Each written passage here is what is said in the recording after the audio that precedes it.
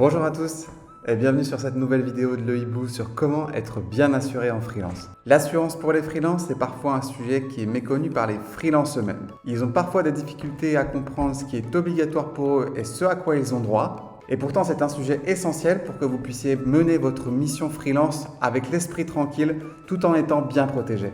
Ce que je vous propose donc, c'est que pendant les 20 prochaines minutes, avec notre partenaire Romain Mefflet de Alliance France, nous voyons ensemble les principaux points que vous devez savoir sur les assurances pour les freelances. Et il y a 3 éléments qui sont très importants que Romain et moi-même allons évoquer. Le premier point, ce sont les assurances obligatoires. Quelles sont les assurances que vous devez avoir obligatoirement lorsque vous commencez une mission en freelance? C'est très important. Le deuxième point, nous allons nous attarder bien sûr sur la responsabilité civile professionnelle. C'est un élément qui est parfois un petit peu flou en termes de contenu et c'est très important que vous sachiez de quoi il s'agit.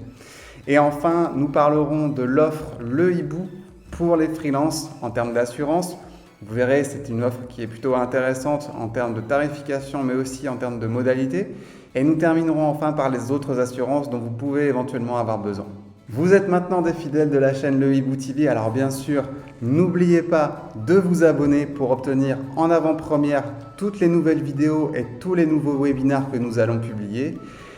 Et vous pouvez également cliquer sur le pouce bleu, ça nous aide énormément puisque ça nous permet de faire tourner l'algorithme de YouTube et de faire remonter évidemment nos contenus dans les résultats de recherche. Maintenant que nous avons évoqué tout ça, je vous propose qu'on y aille, qu'on se lance sur ce webinaire. Je vous propose de nous retrouver avec Romain Mefflet d'Alliance pour plein de conseils très intéressants sur l'assurance. Je vous propose que dès maintenant, nous commencions vraiment la présentation avec Romain. Donc, je vais dire 2 mots de Romain. Romain est agent général pour Alliance France, Alliance qui est justement partenaire de ce webinaire pour évoquer en détail l'assurance pour un freelance. Et Romain, vous connaissez bien le sujet des freelances. Donc, ce que je vais faire, c'est que je vais vous laisser vous présenter rapidement et puis ensuite, évidemment, rentrer dans le vif du sujet pour nous parler des différentes thématiques qu'on va évoquer aujourd'hui. Bien sûr, merci beaucoup Samy d'abord pour votre invitation. Je suis très heureux et honoré de pouvoir m'adresser à vos utilisateurs pour évoquer ce sujet qui, nous, l'assureur, nous passionne, mais qui peut être parfois un peu austère ou complexe pour nos clients. Donc, moi, je suis agent général, donc je suis un mandataire de la compagnie Alliance, qui est un des premiers groupes d'assurance mondiaux. J'ai un cabinet qui est à Malakoff, donc dans le sud de Paris, et nous avons aussi une vitrine digitale. Donc, on a à la fois un point de vente physique et une présence digitale. Et on est effectivement assez spécialisé dans les indépendants, donc que ce soit profession libérale, auto-entrepreneur, micro-entrepreneur, freelance, pour assurer la protection de leur activité et leur protection sociale, dont ils ne bénéficient pas quand ils se sont lancés en tant qu'indépendants. Donc voilà, à ce titre-là, je suis venu vous présenter les assurances qui sont indispensables quand on se lance en indépendant et qu'on n'a plus la protection du salarié. Je vois qu'on a un problème de son, éventuellement, Samy. Est-ce que vous pensez que je dois peut-être baisser? Alors là, on ne vous entend plus du tout. Vous avez coupé votre micro. D'accord. Mais je pense que en fait, c'est peut-être lié simplement à votre installation, peut-être en se rapprochant un tout petit peu plus du poste. Mais je vais essayer de me rapprocher personnellement, du poste. voilà. Non, que ce soit bien audible pour les auditeurs. Donc, Ouais. il y a deux grands blocs d'assurance qui sont indispensables pour les freelances. Le premier bloc, ça va être les dommages que vous êtes susceptibles de causer à autrui dans votre activité, c'est-à-dire la responsabilité civile dans le cadre professionnel. Donc là, ce ne sont pas des dommages qui vont vous concerner, mais ce sont des dommages que vous pouvez causer à quelqu'un d'autre, un tiers, un client, un fournisseur, qui va vous faire une réclamation en estimant qu'une erreur de votre part, une négligence, une faute, lui va causer une perte financière. Le but de la responsabilité civile professionnelle, à ce moment-là, c'est de se substituer à vous dans le paiement de cette réclamation, c'est-à-dire de pouvoir éviter à votre entreprise de subir une perte financière trop importante, puisque vous êtes assuré pour ça. Le deuxième bloc d'assurance qu'on va estimer indispensable, c'est les dommages qui vous concernent vous, et en premier lieu la protection sociale. Puisque quand vous êtes freelance et que par exemple vous venez de quitter une grande entreprise où vous étiez salarié, au sein de l'entreprise, vous bénéficiez d'une complémentaire santé qui a été négociée par l'entreprise pour vous, du fait de la convention collective, Syntec, notamment dans votre branche d'activité. Et cette complémentaire santé, quand vous allez vous lancer en freelance, vous allez pouvoir avoir un certain temps de portabilité, mais au bout d'un moment, elle va s'arrêter. Donc, vous n'allez plus avoir de mutuelle pour vos soins. La deuxième assurance, c'est la prévoyance, qui encore une fois été proposée par l'entreprise. Et elle va vous couvrir en cas d'arrêt de travail, par exemple. Et souvent, il y a une confusion entre ces deux assurances. Il faut bien comprendre que si vous cassez la jambe au ski et que vous allez à l'hôpital pour vous faire opérer le genou, la complémentaire santé et la Sécu va jouer à l'hôpital, mais une fois que vous êtes rentré chez vous et que vous ne pouvez pas aller travailler à cause de cet accident, vous n'avez plus de revenus. Et c'est à ça que sert la prévoyance pour pouvoir vous indemniser de votre arrêt de travail. Et le dernier bloc, c'est la retraite, puisque les grandes entreprises vous font souvent adhérer à une retraite collective. Donc vous mettez de côté, l'entreprise abonde en plus à l'intérieur. Et toute cette protection sociale, que ce soit santé, prévoyance ou retraite, quand vous vous lancez en freelance, vous allez la perdre. Et donc, il est important de vous la constituer vous-même, d'autant plus que fiscalement, c'est favorisé par le gouvernement, puisque ce sont des charges qui vont venir en déduction de votre résultat et donc baisser vos impôts. Voilà. Donc, en fait, l'État participe un petit peu à la protection sociale des indépendants en les aidant à avoir une mutuelle pour leur famille, une prévoyance et une retraite. Donc ça, ce sont les deux grands blocs d'assurance. Aujourd'hui, on va surtout évoquer le sujet de la responsabilité civile, puisque c'est le sujet du jour, et la manière dont ça fonctionne. Donc, quand vous intervenez chez un client, vous êtes toujours susceptible de générer un dommage et une réclamation. De la même manière que quand vous êtes invité chez un ami, vous avez toujours le risque de casser un verre ou une assiette ou de faire une bêtise. Quand vous êtes chez un client, vous avez déjà, du fait de votre simple présence, des risques qui sont créés. Vous pouvez par exemple aller dans la salle de réception et renverser un vase. Que vous soyez plombier ou consultant informatique, ce n'est pas le sujet, mais vous avez créé un dommage et par conséquent, le client peut vous demander de l'indemniser. Et puis ensuite, il y a les risques qui sont plus liés à votre profession, c'est-à-dire que là, vous allez avoir une erreur, une négligence dans la mission qui vous était confiée. Donc là, c'est le bloc responsabilité civile professionnelle. On évoquera des exemples de sinistres tout à l'heure. Mais encore une fois, vous êtes toujours susceptible d'avoir une réclamation de votre client financière. Et le but de la responsabilité civile professionnelle, c'est de se substituer à vous pour la payer. De la même manière qu'en assurance auto, si on vous vole la voiture, voilà, c'est l'assureur qui va vous l'indemniser. Donc ça, c'est un point très important. Et d'ailleurs, la plupart des entreprises qui vont travailler avec des freelances, une des premières actions, c'est qu'elles vont leur demander leur attestation d'assurance. Parce qu'elles veulent s'assurer qu'il y a une compagnie qui financièrement derrière a les épaules pour pouvoir payer une réclamation que le freelance ne sera pas en mesure de payer. Et de toute façon, ça mettrait en péril la pérennité de son entreprise.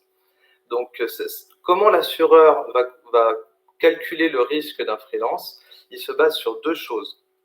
La première, c'est votre activité. Et c'est vrai que dans le cadre de vos spécificités de consultant IT, il va parfois y avoir des difficultés pour bien se comprendre avec l'assureur au niveau de ce que vous faites. Et on a parfois le risque que soit le client n'exprime pas bien exactement ce qu'il voulait exprimer, soit l'assureur le comprenne mal. Et au jour où le sinistre arrive, on s'aperçoit qu'on n'était pas exactement dans les cases qui étaient prévues. La deuxième possibilité, le deuxième point important, c'est votre chiffre d'affaires. Donc l'assureur, il va considérer que si vous faites 200 000 euros de chiffre d'affaires, c'est que vous travaillez déjà beaucoup, donc vous faites énormément de missions, donc il y a un risque qui est plus important.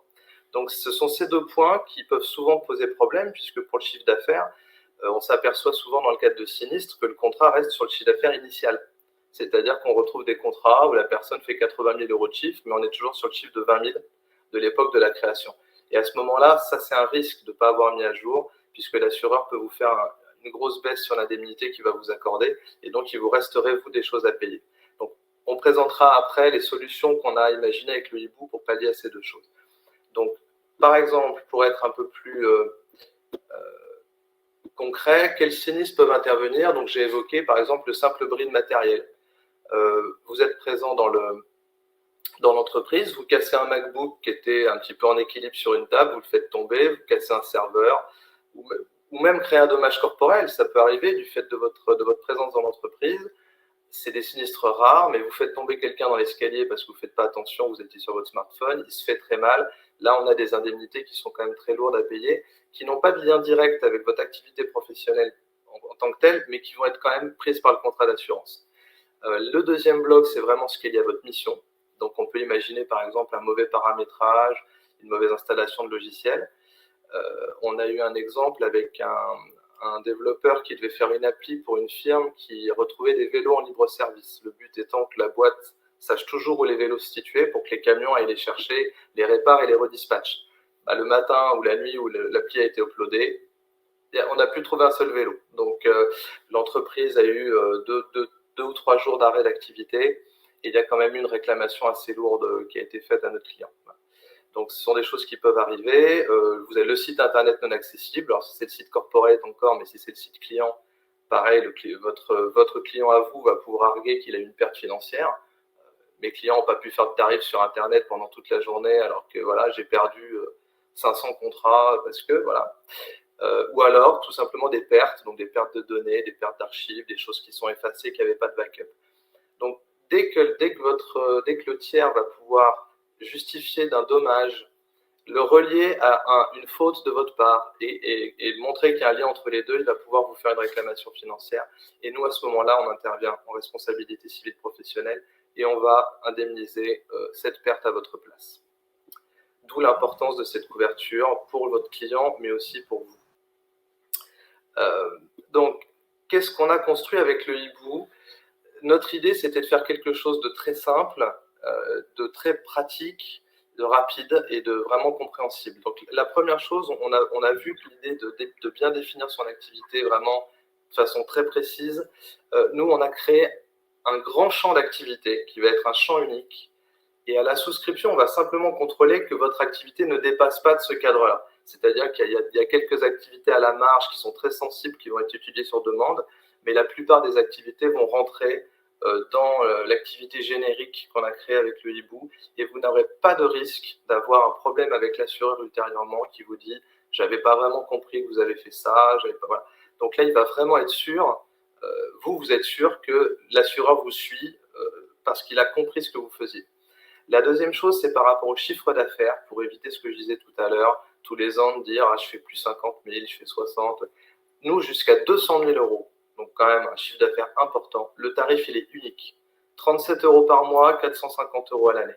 Et avec ça, tant que vous ne dépassez pas 200 000, vous êtes couvert de façon vraiment sereine. L'idée pour nous, c'était que notre client soit sûr qu'il a le contrat qui va bien et qu'il n'y ait pas d'incompréhension avec l'assureur. C'est rapide, c'est-à-dire que nous, on s'engage à fournir un devis sous 2 heures. La souscription est très simple. Et ça, bon, voilà, je vais vous l'expliquer un tout petit peu après. Voilà, je vois qu'il y a des gens qui posent des questions sur un mail de contact. Donc, notre cabinet, qui est donc partenaire du hibou, est joignable. Donc, vous avez un numéro de téléphone, le 01 42 53 00 99. Vous pouvez appeler. On est ouvert du lundi matin au samedi midi, donc c'est assez large. Et plus simple encore, vous nous faites un mail. Donc, on a une adresse dédiée qui s'appelle partenariat.lehibou en un seul mot @alliance.fr. Vous indiquez le nom de votre entreprise, le SIRET, l'activité, le chiffre d'affaires. Voilà, 4 infos. En 2 heures, vous avez un devis. Et si c'est OK, vous répondez juste OK et vous avez l'attestation. Alors après, il y a un peu de formalisme, on vous enverra des PDF à signer, mais l'idée, c'est que si vous avez besoin de quelque chose rapidement, on est vraiment là pour vous, pour pouvoir vous répondre avec beaucoup de réactivité. Moi, je suis un interlocuteur dédié, c'est-à-dire que soit je m'occuperai de vous, soit mon collaborateur Nicolas s'occupera de vous. Il n'y a pas d'interlocuteur qui change tout le temps. Vous avez à la fois une présence digitale du cabinet, mais on est aussi présent physiquement. On est à Malakoff, dans le sud de Paris. Vous venez, vous ouvrez la porte, on s'occupe de vous. Donc, il y a vraiment le côté digital qui se développe beaucoup aujourd'hui, avoir à la fois une présence terrain et une présence Internet. Mais je peux vous assurer que même des clients accros au digital, ils apprécient vraiment beaucoup de nous trouver en cas de problème, de sinistre compliqué. Voilà. Vous savez, on dit des maires que c'est les seuls élus que les Français aiment bien parce qu'ils sont à portée d'engueulade. Nous, c'est un petit peu pareil. C'est-à-dire que notre cabinet il est ouvert. On est là en cas de problème et je crois que nos clients nous aiment bien parce qu'on est aussi à portée d'engueulade quand c'est nécessaire et on ne se cache pas derrière une ligne téléphonique. Voilà, donc il faut bénéficier du meilleur des deux mondes. Pour parler juste en un point des autres assurances à connaître, donc sachez aussi qu'on fait toutes les branches. Donc, si vous voulez qu'on parle de votre mutuelle, si vous voulez qu'on parle de la prévoyance, même de l'assurance auto, on peut. Et en plus, vous allez bénéficier d'assurance croisée, donc c'est de réduction croisée, c'est-à-dire que les tarifs vont être beaucoup plus avantageux si vous êtes client RC Pro. Voilà, je fais pas trop l'article, c'est pas le but. Je veux simplement dire que le but de notre cabinet, c'est vraiment de donner du conseil et d'accompagner nos clients sur le long terme. C'est pas de vendre un truc dont vous n'avez pas besoin, c'est vraiment de vous connaître et de vous dire si vous avez besoin de quelque chose, on vous le dira et on proposera. Et ça, le client dispose. Mais voilà, c'est surtout d'avoir des clients satisfaits et qui savent qu'ils ont un partenaire dédié à l'assurance. Ça vous permet de vous concentrer sur votre métier. C'est comme ça qu'on travaille avec tous nos indépendants. Comme ça, l'assurance, ils savent que c'est géré par nos soins et ils nous font confiance. Voilà, je vous remercie. Évidemment, si vous avez des questions ou si Samy, vous voulez que je développe certains points. Alors, je vais prendre le relais. Donc, écoutez, merci beaucoup déjà, Romain, pour cette présentation. Donc, ce qu'on doit vraiment en retenir, c'est que ce qui va compter surtout dans une activité freelance, c'est vraiment la RC Pro. C'est vraiment indispensable. Et pour le reste, effectivement, il faut absolument pouvoir se pencher sur tout ce qui est complémentaire et qui est vraiment important pour éviter… La RC Pro vous permet de travailler, mais une fois que c'est fait, il faut aussi penser à se protéger soi. Voilà. Donc, c'est la pyramide de Maslow. D'abord la RC Pro, ensuite la mutuelle, puis voilà, après on avise, mais c'est un point sur lequel on insiste. D'accord, très bien. Écoutez, alors, merci beaucoup. Alors, il y a déjà pas mal de questions. J'en ai souligné quelques-unes pour qu'on puisse justement en parler. Alors, il y avait une première question d'Yannick sur la complémentaire santé. Lorsque le conjoint est salarié, est-ce que ça fonctionne de la même façon ou est-ce qu'il y a une différence? Alors, quand le conjoint est salarié, dans beaucoup de cas, il va bénéficier, lui, de sa complémentaire d'entreprise. Donc, une des solutions peut être pour le freelance qui débute de s'affilier sur la complémentaire de son conjoint. Là, ça va vraiment dépendre des cas. Il y a des complémentaires d'entreprise où il y a un taux unique. Donc, de toute façon, qu'il soit 1, 2, 3, 4, c'est le même prix. Donc, dans ce cas-là, c'est plutôt avantageux. Mais il y a des complémentaires qui, au final, vont faire payer le prix du conjoint et vont le retirer sur la fiche de paye du conjoint sans participation de l'employeur. Donc, dans ce cas-là, il vaut peut-être mieux penser à faire sa complémentaire santé à soi parce qu'au moins, vous la défiscalisez. Donc, vous y gagnez un petit peu. Ça, c'est des solutions étudiées au cas par cas selon… nous, voilà, on est en mesure de dire, en discutant avec le client, si c'est plus intelligent pour lui de s'affilier sur la mutuelle de son conjoint, on lui dit. Il n'y a aucun problème avec ça.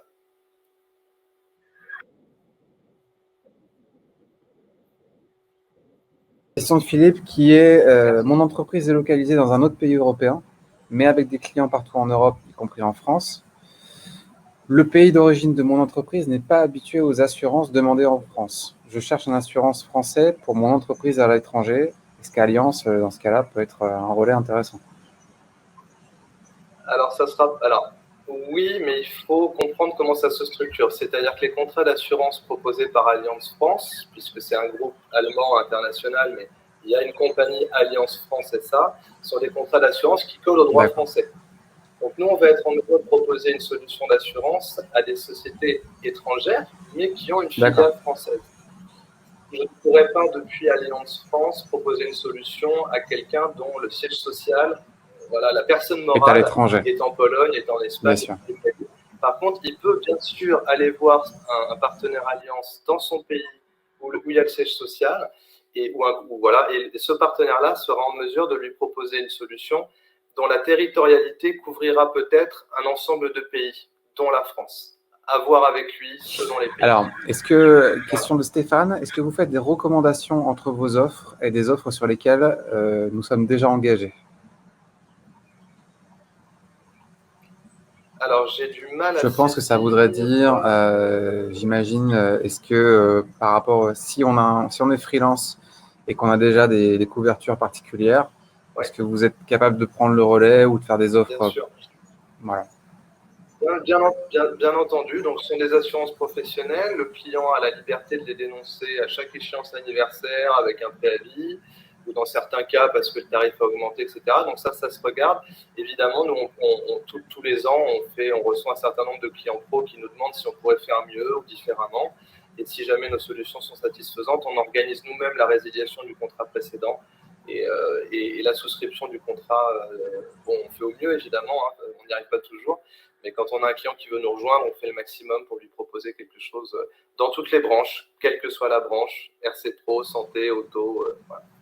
On est un cabinet généraliste, donc si c'est pas moi qui le fais, j'ai Très un bien. Et collaborateur. donc, du coup, est-ce que vous avez… Alors, c'est une question à laquelle je pensais pendant que vous étiez en train d'en parler. Vous avez parlé d'une activité jusqu'à 200 000 euros. Il se trouve que effectivement, il y a des freelances qui ont une activité dont le CA généré par année dépasse les 200K. Par exemple, un manager de transition, c'est la question qui est posée. Un manager de transition, il nous arrive régulièrement d'avoir des facturations à plus de 200 000 euros, parfois 300 000, parfois plus. Comment ça se passe dans ce genre de cas? Est-ce qu'il y a une offre différente ou est-ce que ça fonctionne selon d'autres critères à ce niveau-là? Alors, il va y avoir une offre différente. Évidemment, Alliance travaille avec des entreprises dont le chiffre d'affaires, même un artisan va parfois avoir 300, 400, 500 000 euros de chiffre d'affaires. Donc, dans ce cas-là, simplement, il ne pourra pas rentrer dans le cadre de l'offre qu'on a négociée dans le cadre de ce partenariat, qui a ses avantages, mais évidemment, on va étudier au cas par cas. Donc, soit on rentre quand même dans un produit packagé, ça va être assez simple, le manager de transition, je vais pouvoir le catégoriser correctement, on met le chiffre d'affaires, je propose un prix. Soit, si vraiment ça ne rentre pas dans des choses qui nous sont déléguées, nous, en cabinet, on interroge Alliance, ils ont un service de souscription à la défense qui étudie les cas particuliers, qui le fait très bien. C'est un petit peu plus long, mais on a une proposition normalement pour toutes les activités qu'on peut nous proposer. Il y a certains interdits. Alliance ne fait pas tout, mais quand on ne fait pas, généralement, je me renseigne et je dis au client qui fait, puisqu'on a aussi des liens. Voilà, je peux connaître d'autres compagnies d'assurance et savoir qu'elles font des spécialités qu'Alliance. Il y a beaucoup de questions. Je vais en sélectionner encore 3. Et tout à fait. Et les gens peuvent les voilà, poser sur l'adresse de partenariat, si vous avez il n'y a pas de aussi problème. des questions, on rappellera évidemment votre adresse à la fin du webinaire, mais effectivement, n'hésitez pas à envoyer des questions par ailleurs à Romain. Donc, je vais prendre la question de Nathalie. Nathalie, voilà, qui nous dit je suis salarié freelance, j'ai donc une couverture en tant que salarié, mais est-ce que prendre une prévoyance freelance est intéressant quand même, sachant que mon CA freelance représente 40% de ma rémunération? C'est un peu du cas par cas, mais bon. Alors voilà, tout va dépendre de… Eh ben ouais, parce que si la personne avec 60% de sa REM, elle vit bien, est-ce que c'est nécessaire? Bon, on peut peut-être vivre un coup dur et quand même attendre de se relancer. Si cette personne estime que 40% ou 20 ou 30% de son revenu est nécessaire pour sa famille, effectivement, il faut couvrir la partie freelance, c'est-à-dire qu'en cas d'accident, pareil, le truc bête, elle se fait les croisés au ski, elle ne peut pas conduire la voiture. Bon, elle a pas son revenu freelance. Si éventuellement elle doit intervenir en entreprise. Donc là, on peut calculer une indemnité journalière, même petite, c'est pas un problème. La prévoyance coûtera d'autant moins cher, mais on peut monter un contrat pour toutes les indemnités journalières, pour les plus petits revenus. Alors, avant-dernière question, dans le cadre de missions à l'étranger en prestation pour le client de mon client, qui est responsable des incidents qui peuvent m'arriver?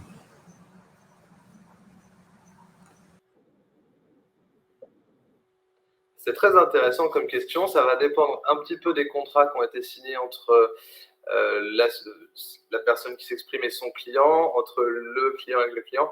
En fait, on va voir dans les obligations contractuelles où se trouvent les responsabilités. Donc là, c'est difficile pour moi de répondre à cette question, très honnêtement. Après, dans le droit français, il y a 3 choses qui doivent caractériser une faute professionnelle. Enfin, une réclamation en responsabilité civile. Il faut qu'il y ait un dommage d'un côté client. Il faut qu'il y ait une faute de l'autre côté, donc côté prestataire, et il faut qu'il y ait un lien de causalité. Si quelqu'un peut démontrer ces 3 choses-là, quelle que soit la chaîne, les contrats, etc., il peut y avoir une réclamation qui est dirigée vers vous, tout simplement. Généralement, le responsable, c'est quand même celui qui facture qui fait la facturation finale, parce que le client, c'est celui à qui il paye à qui va réclamer dans 95% des cas. Mais en droit, rien ne l'empêche d'aller chercher ailleurs. Il n'y a pas de problème.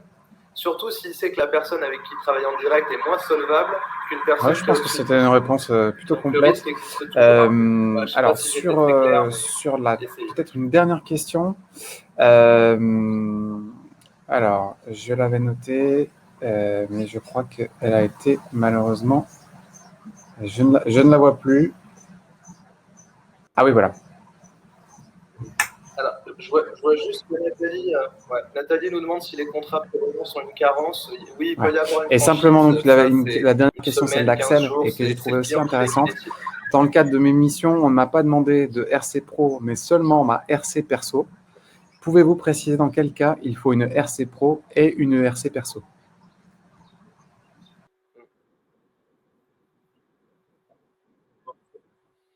Ça va dépendre du champ de ce qui est de la vie personnelle et de la vie professionnelle. Si Axel nous dit que c'est dans le cadre de ses missions, je pense que clairement, c'est une RC Pro qu'il lui faut.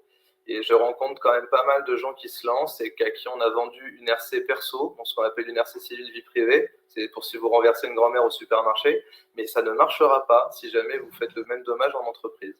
Parce que c'est dans le cadre de l'entreprise. Donc, dans le cadre de sa mission, il lui faut une RC Pro, selon moi. Très bien, bah écoutez, Après, je pense que voir avec le Axel message est exactement passé. En tout cas, merci beaucoup lui Romain arriver, je suis à sa pour disposition. vos réponses et pour C'est moi qui vous remercie. Et les personnes Mais qui non, sont venues m'écouter dans ce mais sujet, effectivement passionnant et voilà, nécessaire qui parce est parfois que un peu parfois austère, on a, je mais pense, il n'y a pas assez passionnant. d'informations sur cette thématique. C'est vraiment très important de pouvoir avoir plus d'informations. Alors, je vais simplement rappeler en 2 mots, les personnes qui nous ont rejoints en cours de route. Le Hibou, la plateforme des freelances de l'IT qui vous connecte à des missions partout en France. Aucun frais de service lorsque vous vous inscrivez et lorsque de toute façon vous travaillez avec nous. Des missions longues de 11 mois en moyenne, ce qui quand même est une grosse différence par rapport à pas mal d'autres plateformes. Et pour la suite, pour revenir davantage sur notre thématique du jour, vous pouvez retrouver ce webinaire, vous allez le retrouver sur YouTube et vous recevrez par email pour ceux qui assistent à ce webinaire un lien avec le replay, donc vous pourrez le consulter à l'envie. Vous pouvez nous retrouver sur www.lehibou.com. Et pour revenir à l'offre dont Romain a parlé, le partenariat entre Le Hibou et Alliance, donc une offre à 450 € par année négociée pour vous. Vous pouvez prendre des renseignements et y souscrire par 2 moyens, partenariat.lehibou@alliance.fr ou bien contacter l'agence de Romain directement au 01 42 53 00 99. Voilà, ce webinaire est maintenant terminé. J'espère que vous avez appris énormément de choses sur l'assurance des freelances. Ne ratez pas nos prochaines vidéos sur la chaîne Le Hibou TV, elle s'affiche à côté de moi. Et bien sûr, si vous n'êtes pas encore inscrit sur Le Hibou, retrouvez-nous sur lehibou.com. À très vite.